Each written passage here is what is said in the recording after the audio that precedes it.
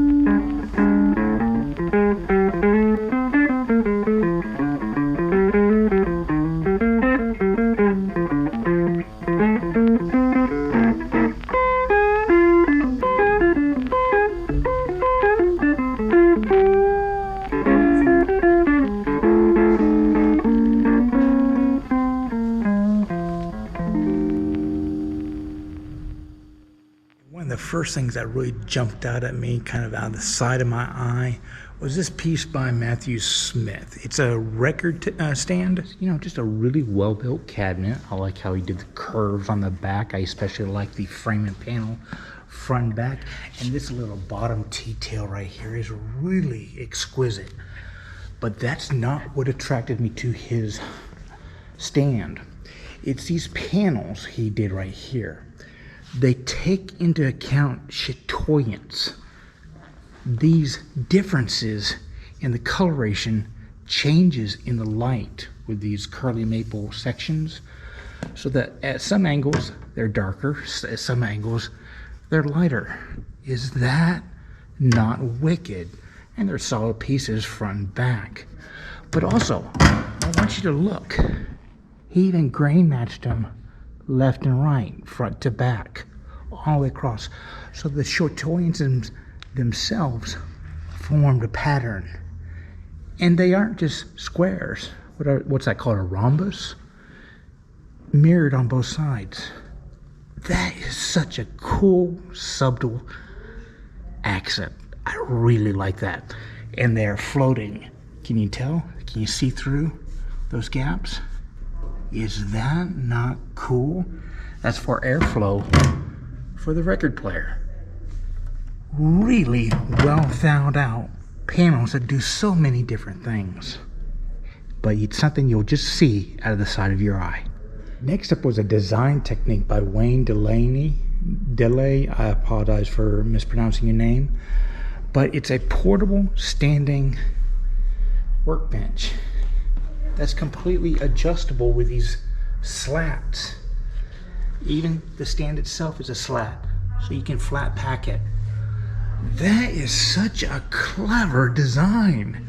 I also like the fact that Nothing is square except, well, the slats themselves because of mechanics. But even the side, how it tapers, just makes everything so elegant. Really cool, Wayne. Cindy Goldman and Spider Johnson created this little low coffee table, I guess, using veneers up top. Obviously, they coruscanted in it. It came out really cool. The pattern looked like a butterfly, so they did a butterfly theme. You know, butterfly coming over here with the little worms inlaid in here. But two elements I really thought were cool was this little inlay. They left a tad bit proud. I really like that. But this edge treatment, look at that. Kind of a carved natural edge coming through. Now here's the shocking part. Remember, this top is a veneer. You can't see anything looking at it normally. Nicely carved legs. But talk about creative use of quality material where you need to be. This is just a frame. Panel on top. Natural wood on the edges to create that look. Is that not cool? Now, I am always a sucker for small boxes because I can sell them at my art market, but this right here is a great marketing ploy. Very similar theme shape, so you can do them in a production run, but all of them completely unique. But can you imagine selling a kitchen knife sharpening stone to people? Oh, what a great niche in the market. Great job, Leo. And as I always might say, your boxes are exquisitely done, but I especially like this piece using the mesquite and the curls. I think that one turned out really nice. Grain matched, of course. Second place on the show this year is one of Frank Straza's workbenches. If you follow Frank on Instagram, he does quite a few of these benches, but this is an especially nice one. But you can follow along as he builds this stuff, especially the little elements. And I love how he does these inlays for those people. But his workbenches, besides having all these exquisite little features coming through, the design aspect, even of something as simple as the dogs. Got a dog right here, goes down, pops up, holds itself at a certain angle wherever you want it to be, and then you can take it out.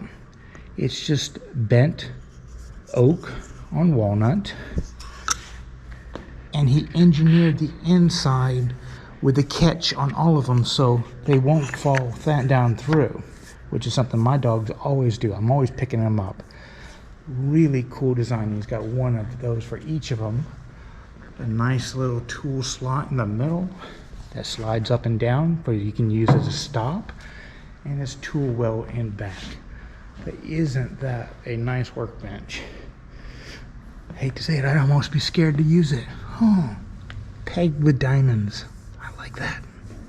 George Taylor, I really liked your sculptural piece. I'm trying to sit here figuring out if this is part of a series, and did you like make a large box of these and cut it up in fours so that you can make multiple pieces of artwork like this? I could see that as a set coming across a wall really well.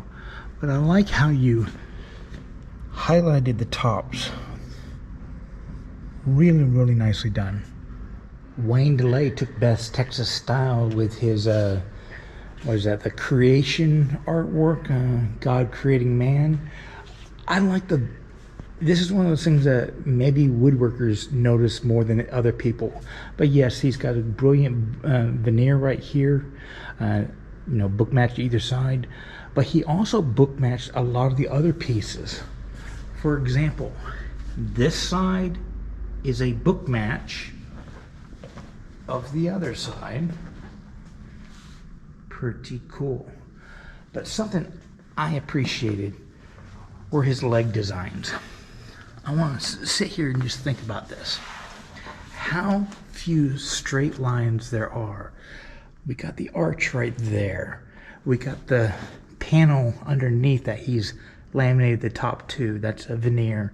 But coming down the sides, those are arched. The bottom's arched. This leg is down at an angle. It's curved around this way, as is this down on the edge coming down. Arches everywhere. no straight lines. I just like that end piece, especially this bottom section on either side. That's just really nicely done. Plus a cool table, huh? See how it's mirrored left and right? You could have people, what's that, a his and hers desk? Now Jody Fisher made this slab saw table. Nicely done as an oval. Nice infills into the inclusions and stuff like that. I like how he centered the grain. It's a very unique piece of wood right here. But I think it's the base that's so cool. Because from a distance, when you're walking up to it, doesn't it look like it's just barely up in the air? But it's this polycarbonate that he used with the curves to give it stability. Oh, I didn't even notice the underside. Even that's done well. But those curved polycarbonate is a very clever element. Really like that. Eric-wise, your coffee table really does cater to, you know, the woodworkers who are judging this, the joinery on the sides, the nice tapering of the legs and stuff like that. But it's this floating top. And here's what I mean by floating top. Can y'all see that? All the way around with a slight hint right there and there of how it's being supported. Nicely done, Eric. Bruce Phillips made this blanket chest. And what drew me to it was this front section curved when I first looked at it. But then this is one of those pieces that the more you look at it, there are little details that subtly pop out at you. For example, look at these rails right here. How he did all that carving to them, all the way around, even across a curve. And that theme continued to the top. It's an element of texture that I so appreciate in a lot of pieces that are coming out I've seen in the past few years. I really like to incorporate that kind of stuff. Really well done. And then another call out to the subtle, Mike Roberts. Yeah, Mike Roberts, that's it. Right? Just some nice, side tables, correct. Nice little wall inlay to round out the pattern, legs coming through. But are y'all noticing anything? Look at the sides and back. They're actually the drawers. Now, I've seen that before. It's a cool effect. I mean, you can come through, finishing everything, putting the structure, the skeleton on show for the entire thing. But he's got the stops done so well. Watch. And it's all balanced up front. What I appreciated was a simple nature that he hid stops so it worked so well. Once it was closed, it looked like a consistent piece. That is cool, Mike. Very well done. Danny Camerath built this little, he's calling it Keepsake area. Talk about taking Kumiko to the 3D level. Every one of these is a perfect joint to make the entire structure coming through. Very cool. Even breadboard at the ends. I like how he did this, because as that moves and expands, which it's not going to do it that much at this size, that is going to hide that movement very, very well. It's a nice detail. I haven't seen people do it this way before. Then coming through, now I would open up this right here, but he does have, as for assistance for drawers, and this being a furniture market where they do allow you to touch stuff, unless they specifically ask, I'll just sit and admire. Way cool, huh? Ooh, look at that. There you go. Okay, we got somebody opening up. Oh, now is that not cool? Oh, wait, even more surprises? Oh my God. Okay, now I understand why he was calling it a keepsake box. All individually done. That is almost like one of those Japanese. Oh, yep. Let's look at that. Yeah, that's a sign of a tight fit. So every one of the drawers across the top has a secret some kind compartment. of little compartment in it. That is so clever. And they're not all the same either. So like that one. He's got Another all these side. little- yeah, so he's got all those. That is just wonderful. Look at that. And it does have a compartment on the back too. I also like how he featured the different woods, and the fact that he's got it behind the cabinets means the UV light will not change those very quickly like they do a lot of other times. Really cool. What did he do here? Ones on the bottom are just straight drawers. You want to bet he's got a little secret thing? There's a catch in there. He's got secret compartments. Very cool. Yeah. Okay, here's a desk done by Leo Little. He did a lot of those smaller stuff coming through. I like the doors and stuff like that. How it's featured, the bent laminations coming across, or that might have been steam bent. I bet it's bent lamination. But coming back, I'm sorry. I've been looking at this for about 10 minutes now. I like how this would sit and work. The arches are going to give it a lot of strength for a lot of weight coming through. The fact that you don't have much distance between you and your legs coming down, you can have it a little bit lower and it will feel airy. I hate having that drawer that comes across on most tables right here. How he hung them off to the side with that man, the thought that went into this design is something I like. I'm going to build a desk with that kind of shape feature. That just works so well. I never could figure out how to do that, so you had a support point in the middle to prevent that bowing that would have if you just had the legs on the side and nothing in there, because otherwise you have to have that stretcher coming across to support that top. This does it via bridge engineering, I guess. Man, I like that. Asher and James Fraley built this sit-stand desk, and yes, it's mid-century modern design. You can see the paneling, the framing coming around the top, a nice little edge so stuff doesn't roll off the back, and then the basic structure of a modern, mid-century modern table. But you know, the more I think about that, this is a piece, a sit-stand desk, designed to last generations. Most of the stuff we're buying nowadays with the electric motors, you know they're going to eventually fail out. But just a simple hand-cranked mechanical setup, that would work so well. And the way they integrated it into the frame, man, I like this. Craig Spacek did this bench that, you know, as I did the first tour, I did say I want to come back and look at it. Because my first thought was that utilizes the size of wood that I can get. The fact that it's nice natural edge front to back. But then I came over and looked further at it. And the details that are hiding in this piece are just amazing. Yes, it uses standard mortise and tenon. Done the joinery right. You'd be surprised at how many of these I see done the wrong way. So it would split the wood. Nicely done tops. But then look at this edge. That's not jointed. That's coped.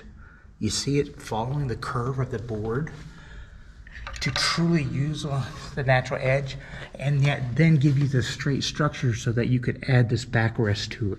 The curvatures of the back. I mean, this is nice. I wish I could sit on it. But how he did that back section is just phenomenal. Mr. or Miss Bolton, it's not identified by the card over there, did this very traditional, you know, bureau table. And I can always appreciate people that take grain into consideration, considering if you follow the grain all the way across, even though this piece curves right in the corner, the chatoyance reflecting all the way through makes it very consistent. I really like that aspect taken into account. Also, the top is really, really nice veneer coming through, nice inlay.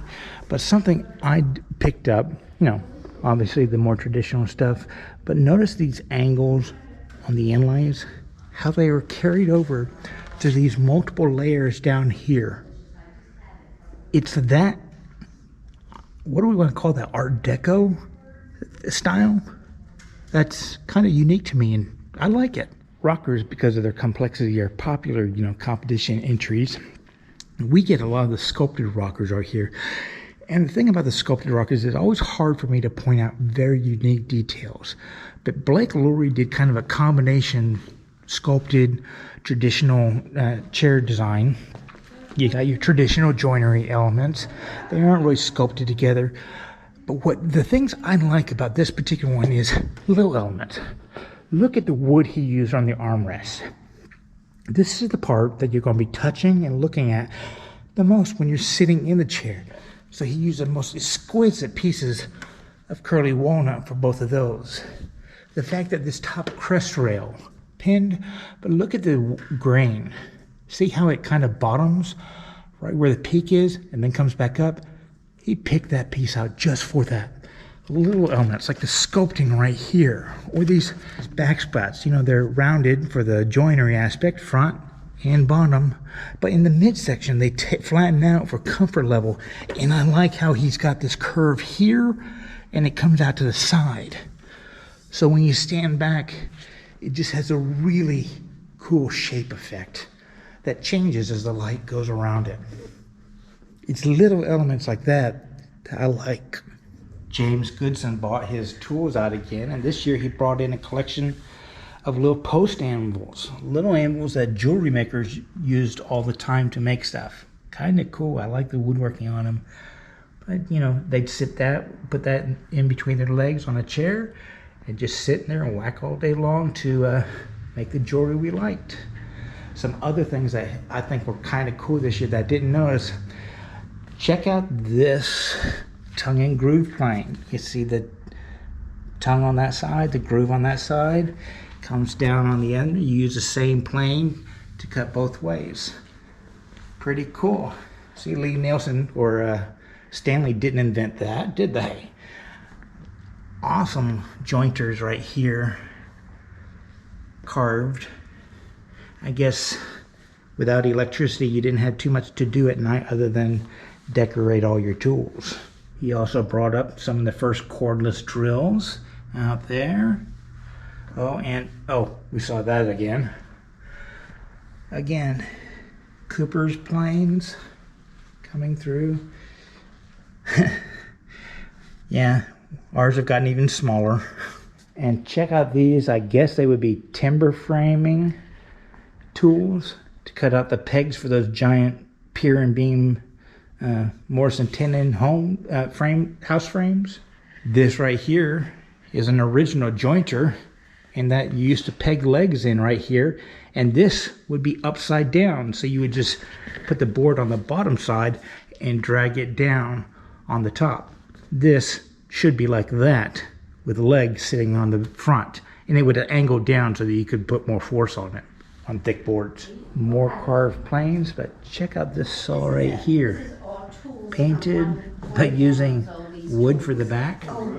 That's kind of unusual.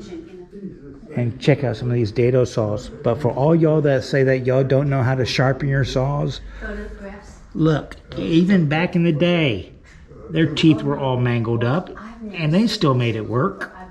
And as I said, I am a sucker for boxes. Thomas Canfield. This is just extremely well done. I can appreciate those. I like those boxes. The craftsman isn't identified here, but these rolling pins, French style rolling pins, they got the slight crest on, stuff like that. But the way you are merchandising them, I'm going to steal that idea. That's good. And here's a nice, unusual bowl. It's natural edge, of course, but how do you think he did that to create that shape? The grain is running flat, so it isn't him canning it on the log. How do you think he did that? Isn't that nice? Really well done. I wish this was labeled so I could give you credit. Oh, there we are. As I said, this is the perfect area to kind of add the more advanced elements to your mash, to distill for use later on, to morph into your own. The texturing on this piece right here is one of the ones that really stood out to me. I could see doing some of that natural river texturing on that bench in the back. Combining those two elements to create something I could call my own. Changing that design a little bit. I really like how he used that solid slab on the bench. That was just cool. And it's something I'm going to duplicate. Well, I hope you enjoyed this quick little tour, the little features that I liked, the stuff that I want to remember to use later on. And as always, I want you to just think about it, that it's worth the effort to learn new stuff, create new things, and share it with others. Y'all be safe and have fun.